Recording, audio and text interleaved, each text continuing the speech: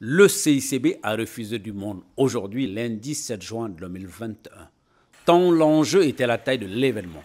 S'agissant de la cérémonie d'investiture du colonel Assimi Goïta, président de la transition. Très tôt, ce lundi matin, toute la nomenclature de la classe politique, des institutions du pays, les diplomates accrédités, que sont les ambassadeurs et corps constitués, s'étaient donné rendez-vous. Cette cérémonie de prestation débuta par l'entrée traditionnelle de la Cour suprême, que fit lire par le procureur un réquisitoire. Réquisitoire suivi par celui du bâtonnier des avocats du Mali, à la suite duquel le président de la Cour suprême entama la cérémonie à proprement dite de l'investiture. Et enfin, une fois le décor planté par le président de la Cour suprême, le tout nouveau président, le colonel Assimi Goïta, peut prêter serment selon les règles d'usage en République du Mali. Après la prestation du président Assimi Goïta, au président de la Cour suprême, avant de boucler la session, de porter un petit message. Une fois que la Cour termina sa cérémonie d'investiture du nouveau président de la transition Assimi Goïta, place au grand chancelier des ordres du Mali. Le grand chancelier des ordres remet la grande croix et les insignes afférentes à la nouvelle fonction de président de la transition.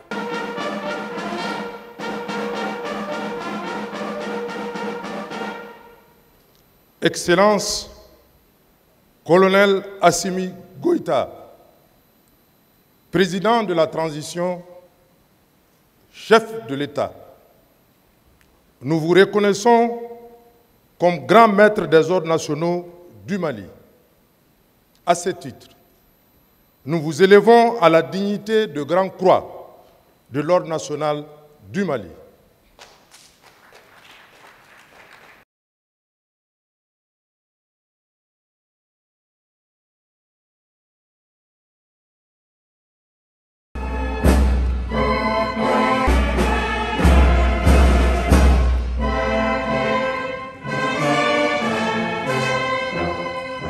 Drapé ainsi de ses insignes d'honneur, le tout nouveau président de la transition, le colonel Assimi Goïta, procéda à sa première adresse à la nation dans un discours plein d'émotion et de sens sur les enjeux des missions qui l'attendent.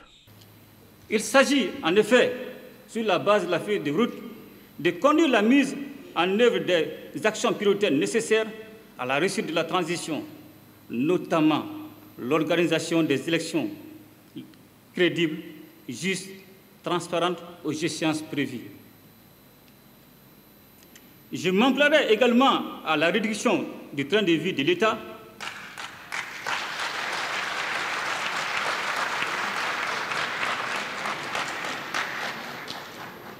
d'ores et déjà, j'ai décidé d'allouer les 2 tiers du fonds de souveraineté du président, soit 1,8 milliard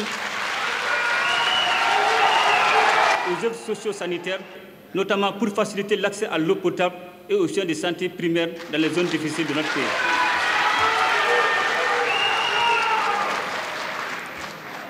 Face à ces impératifs, aucune couche ni aucun groupe ne sera écarté, car le Mali a besoin de chacun et de tous. Mesdames et messieurs, je comprends vos inquiétudes devant les difficultés qui nous assaillent depuis plusieurs années. Comme nous le savons tous, il y a des moments décisifs où se joue le destin d'une nation. La nôtre, éprouvée depuis des décennies, devra trouver les ressorts nécessaires pour répondre et assumer pleinement son destin historique. Ceci est notre devoir de génération, mais c'est notre dette envers les générations futures. Je félicite les forces de défense et de sécurité pour leur courage et les engage à plus de détermination. L'État, dans la mesure de ses moyens, fournira les ressources nécessaires à l'accomplissement de leur mission. Aussi, voudrais-je réaffirmer mon engagement pour assurer une meilleure gouvernance et une meilleure distribution des services publics au bénéfice des populations sur l'ensemble du territoire. Mesdames et messieurs, l'apaisement du climat social demeure un gage de succès pour la réussite de la transition. L'amélioration des conditions de vie des Maliens sera un souci constant pour le nouveau gouvernement à venir. Elle sera recherchée de façon intelligente pour ne pas fragiliser l'équilibre budgétaire et ne pas compromettre les investissements. Ainsi, je vais demander au nouveau gouvernement qui sera mis en place d'engager un dialogue franc et sincère avec l'ensemble des syndicats pour une résolution durable de la crise actuelle. C'est l'occasion pour moi d'exprimer ma reconnaissance à l'ensemble des personnes qui bâtissent notre peuple, notre pays, par leur labeur quotidien, chacun dans sa sphère et en sa manière, qu'il s'agisse des paysans, des éleveurs, des pêcheurs, des opérateurs économiques, des artisans, des fonctionnaires, des communicateurs et des légitimés traditionnels et religieuses. Je n'oublie pas également les femmes et les jeunes auxquels une attention particulière sera accordée. Ma conviction profonde est que les filles et les fils de ce pays, dans un élan de solidarité et d'engagement commun, ne pourraient nullement échouer s'ils se donnaient la main, en transcendant les divergences et les contradictions lorsqu'il s'agit du Mali, ces pays qui nous ont été légués par nos devanciers. Ces pays que nous devons à notre tour transmettre à nos enfants dans la continuité de la fierté légendaire de notre peuple.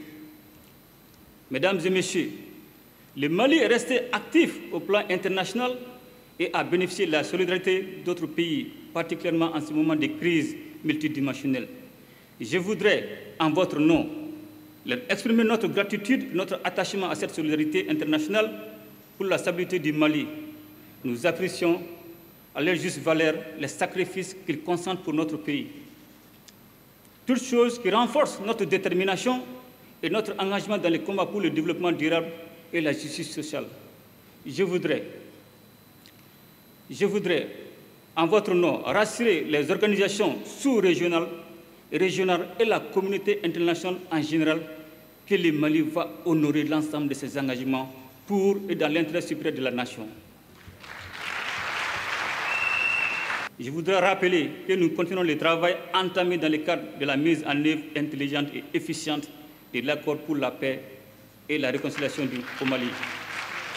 Issu du processus d'Alger, en vue toujours de créer des conditions optimales d'une paix durable. Aussi, les conclusions du dialogue national inclusif continueront-elles à être mises en œuvre de façon judicieuse. L'espoir est permis et c'est ensemble que nous relèverons les défis. Vive le Mali dans une Afrique unie et prospère. Que Allah bénisse notre pays. Je vous remercie. Il est à retenir que cette cérémonie d'investiture a tourné autour des maîtres mots tels que le défi du Mali, comme un tableau de bord, une lutte implacable contre la corruption, la lutte contre le terrorisme, la réduction du train de vie de l'État. Sur ce dernier point, le colonel Assimi Goïta donne le ton en renonçant aux 2/3 de ses fonds de souveraineté. Quel exemple! Tout est beau ici. Il ne reste qu'à les mettre en musique, en action. Tous les Maliens sont interpellés. Wait and see.